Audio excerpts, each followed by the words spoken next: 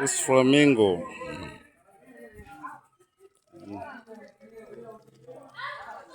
Flamingo. Flamingo. Yes, how they look like.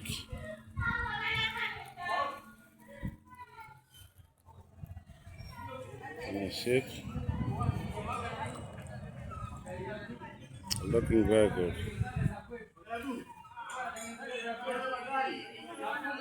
These flamingos are very good. I told you that this is the tourist place, so there are so many people that speak local language there. I think it's Swahili because most of the place where I am, they speak Swahili. So this is how flamingo look like. They're good. Wow. Let me show you. Wow. It's look amazing. It's look good. Wow, it's amazing. For my first time, I've experienced a lot of things. See a lot of bed. I see a lot of monkey with a bed. It's cool to be here with the. Do you see how? That's look like. Wow. Can you observe what's happening here?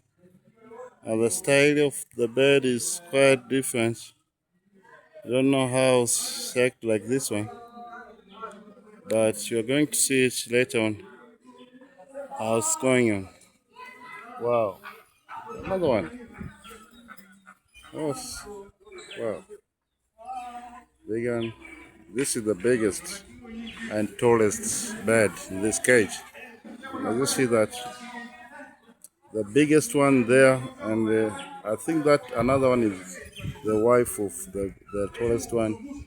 And this one look funny that this and that one is very close, their family. And here there is water. Inside the water there is uh,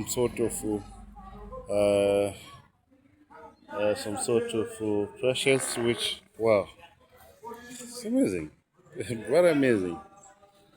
If you're not come to Tifisi, Mbeya region, come at Tifisi and look at a very different issue concerning birds. You can see a lot of birds, you can see a lot of things. But for today, I'm very sorry because there is a lot of noise here. But I don't care.